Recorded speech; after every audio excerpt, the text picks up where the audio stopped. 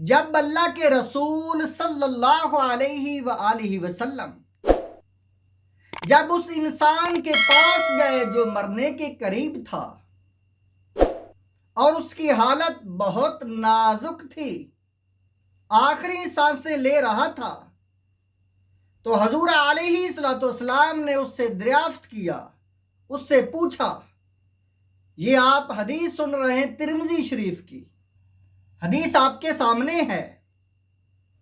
اللہ کے حبیب صلی اللہ علیہ وآلہ وسلم نے پوچھا، حضرت انس رضی اللہ تعالیٰ عنہ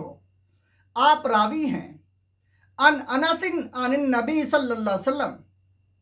ان النبی صلی اللہ علیہ وسلم، اللہ کے نبی صلی اللہ علیہ وآلہ وسلم داخل علی شاب، جب اس نوجوان کے پاس گئے، وَهُوَ فِي الْمَوْتِ، جو موت کی حالت میں تھا، موت کے قریب تھا، موت کی حالت میں تھا، مرنے والا تھا۔ فَقَالَ كَيْفَ تَجِدُكَ، فرمایا، اے انسان، اے نوجوان لڑکے، تو اس حالت میں آخری سانسیں لے رہا ہے، اللہ کے بارے میں کیا خیال رکھتا ہے؟ تیری حالت اللہ کے بارے میں حسن ظن کی کیسی ہے؟ قال ارجو اللہ یا رسول اللہ، عرض کرنے لگا، یا رسول اللہ،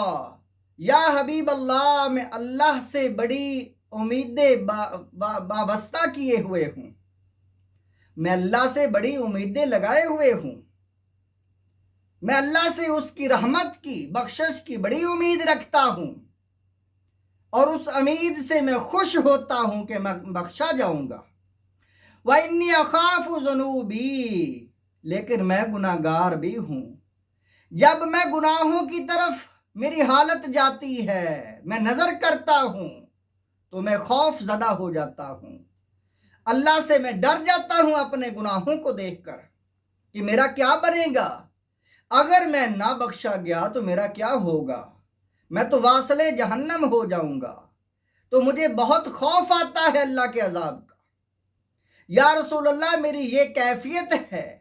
جب اللہ کی رحمت کی امید رکھتا ہوں، اللہ کی رحمت کی طرف جب میں نظر کرتا ہوں تو میں خوش ہو جاتا ہوں،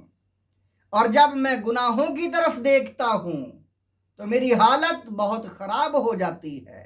میں اللہ سے بڑا ڈرتا ہوں۔ حضور علیہ الصلوۃ والسلام نے فرمایا، فقال رسول اللہ صلی اللہ علیہ وآلہ وسلم، اللہ کے حبیب صلی اللہ علیہ وآلہ وسلم اس کی یہ حالت کو سن کر فرمایا لا یجتمعان فی قلب فی مثل ھذا الموت، جس کے دل میں یہ دو حالتیں ہوں، جس کے دل میں یہ دو کیفیتیں ہوں، جو اللہ سے ڈرنے والا اور اس سے حسن ظن رکھنے والا بھی ہو، جس کے دل میں یہ دو کیفیتیں ہیں، فرمایا اللہ تعالی، اللہ وحدہ لا شریک، الا اعطاہ اللہ، ضرور اسے عطا کرتا ہے اللہ تعالی، ما یرجو منہ، جو اللہ سے امید رکھتا ہے، وآمنوا مما یخاف، اور اللہ اس سے بچا لیتا ہے جس سے وہ ڈرتا ہے۔ اللہ بڑا غفور رحیم ہے، اسی لیے اللہ تعالیٰ نے فرمایا، لا تقنطوا من رحمت اللہ، اللہ کی رحمت سے نا امید مت ہو، چاہے انسان جتنا بھی گناہ گار ہے، اگر وہ خدا سے حسن ظن رکھے گا، اگر وہ خدا سے اس کی رحمت کی امید رکھے گا،